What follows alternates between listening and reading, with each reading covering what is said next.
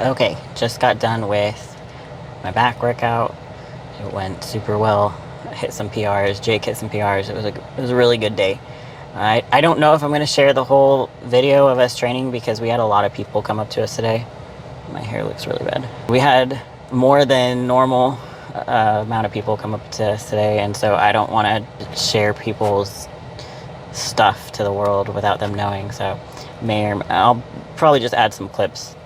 I'm not on a schedule with YouTube yet, and I don't really know how to get on a schedule because I don't know what kind of content I want to consistently make. I actually really like doing training vlogs for you guys. It's because it's easy for me, and it's not outside my norm. You know, I train it almost every day. You know, we take maybe 2 rest days max a week, so it's just easy for me to take you guys along.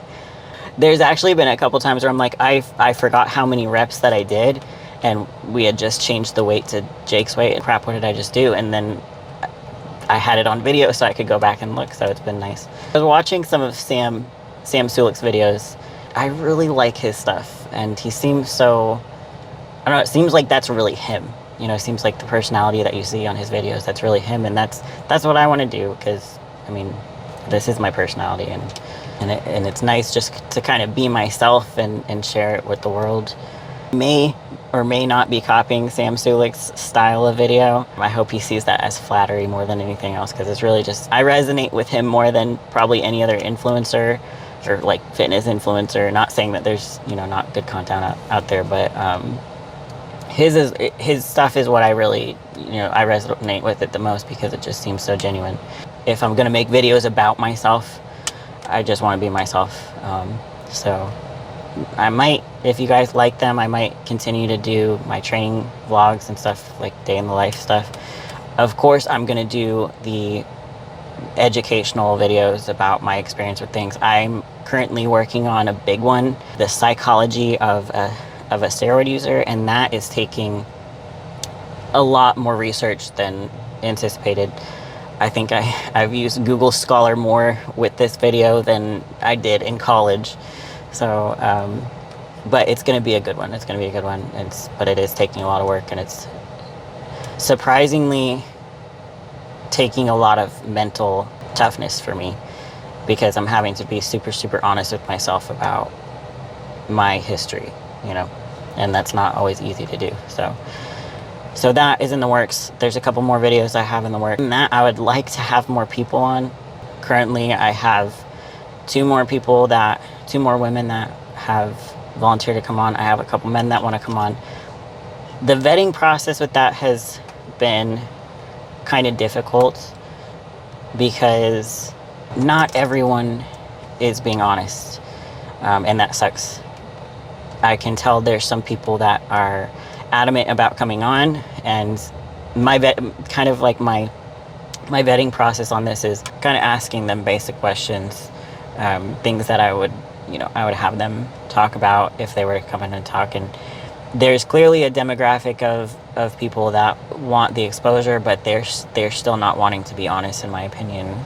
Like, you know, I had somebody saying that they wanted to come on, and, you know, I kind of asked them, okay, you know, what all have you done? What have been your side effects? What's been your experience? And they were trying to say that they took 5 milligrams of Anavar, and that's it. Like, that's all they've ever taken, and they have massive, massive side effects, which that absolutely can happen. It's very uncommon. It's extremely uncommon for 5 milligrams of Anavar to have such drastic side effects. Again, I'm not saying, you know, everyone's going to react different, and that's really unfortunate if it's true, but I have a hard time believing it. And if I'm suspicious, and again, you know, I don't exactly know what I'm doing here. I've never taken any classes on psychology or anything like that, but if I have a gut feeling that somebody's being dishonest with me, you know, it's going to be a no for me, because I want my channel to be a place where people can go and go, okay, I know this is the truth. I know this is, you know, and there's no way for me to absolutely know the truth of everybody that comes on. But I feel like I have a good guess of, with my experience with and being in the gym culture for as long as I have. I feel like I have some good experience when it comes to, you know, when somebody is telling me the truth about this kind of stuff. If I'm wrong about it, you know, of course, there's always a chance that I'm going to be wrong, but I'm being very picky with the people that I'm allowing on. If I feel like they're lying to me in any way, it's going to be a no. And unfortunately, that has happened where people have wanted to come on and they still seem like they're not being truthful. That's where we're at with that. But it's been a challenge. Now I can see how this industry got this way. And it's multifactorial, of course, but it's just this whole gray area of people not wanting to be honest. And I understand, because for the longest time, I didn't want to just talk about, I never wanted to lie about it. Like, if somebody directly asked me, I've never been the type of person just to want to completely lie about it. But I never wanted to come and talk about it either until I realized that I was hurting more than just myself with what I was doing. So the people that were looking up to me and things like that, you know, that's kind of like my moral compass is, if I hurt myself, that's one thing, you know, I'll deal with it. If I'm unintentionally hurting others, that's where kind of my conscience doesn't let me do that. So yeah, that's kind of where we're at right now. I do have several videos in the works of the psychology of the PED user is going to be the big one, that I think is going to be very helpful to people that want to understand someone that, you know, that is risking their life for you know, whatever. My workout vlogs, I'm hoping to make those a regular thing. If you guys are, you know, find them interesting, they're really fun for me to make. Those are probably the most fun for me to make.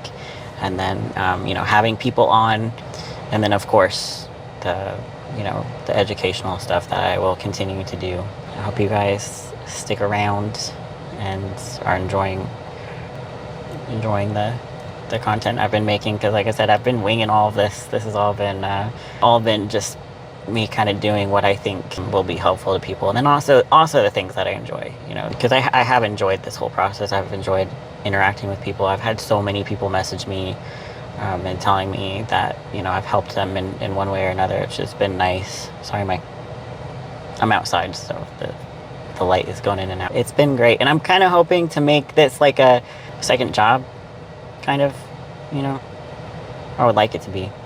I think I've been rambling in my car long enough, so I will see you guys on the next one. Thanks for watching. Only go when you're ready. Take as much time, like, is this your set, or are you gonna feel it out? I'm gonna fill it out because 2 felt really light. Perfect. Just 1 to 2 reps.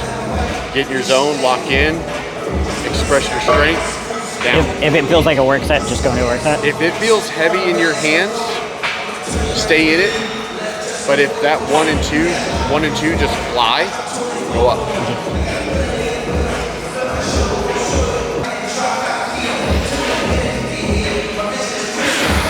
Oh yeah.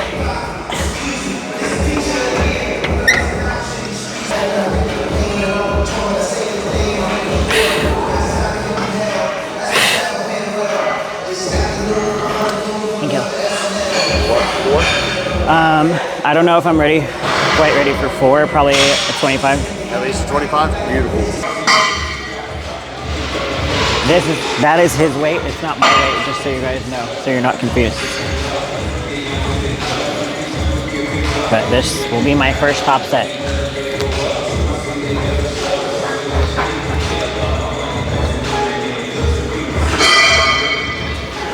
Get in there. Let's go. Yord. Yep.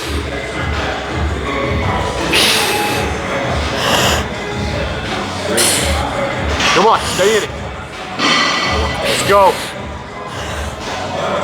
All right, come on, beat it. Let's go. And down. Good. That's 5. There you go. My hand. Fuck. It hurts. Let's go. Let's go. Stay dialed in. This is the war. You gotta win the war. Come on. One fight.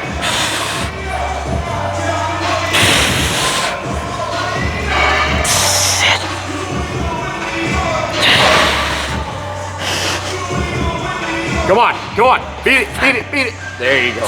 Good job. Good match. Good match. I got 5 on my other one. Huh? I got 5 on my other one. You got 5 on that one. It's 5 and 5.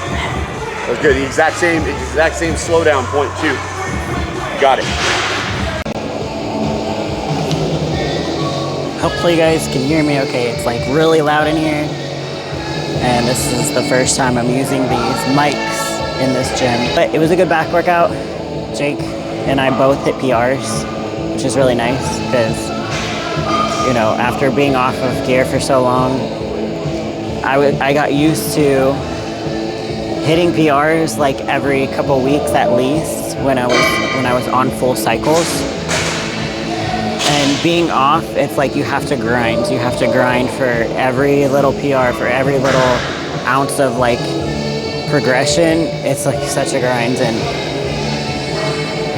yeah. So it makes PRs that much more rewarding, I guess.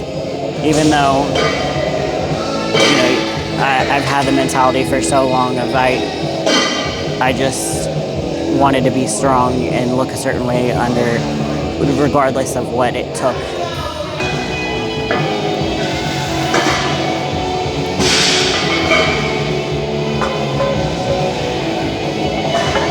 And somebody asked on my last back video about my arms being a weak point, which is true, and asked a really good question.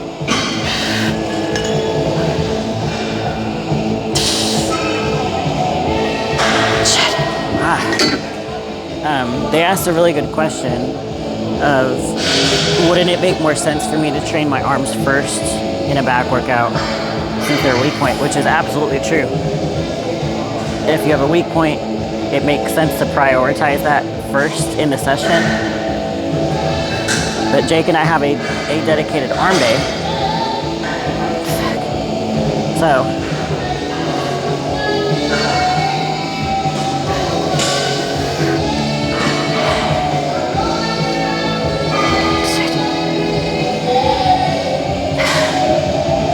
anyway, so we train really hard on arm day, and then we kind of touch on arms on other days too. It's probably been like, realistically, a month or more since I've done any type of HIIT training, and kind of embarrassed about that, but we are gonna do it today. Oh shit, I need my phone.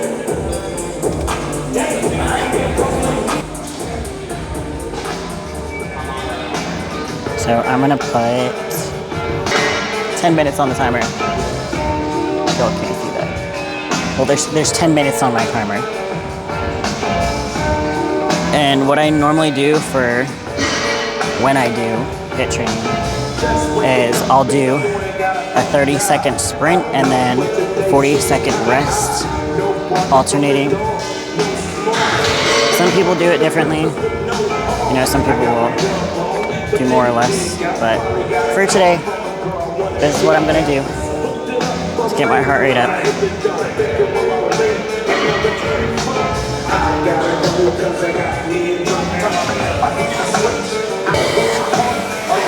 You guys don't make fun of the faces that I make, okay?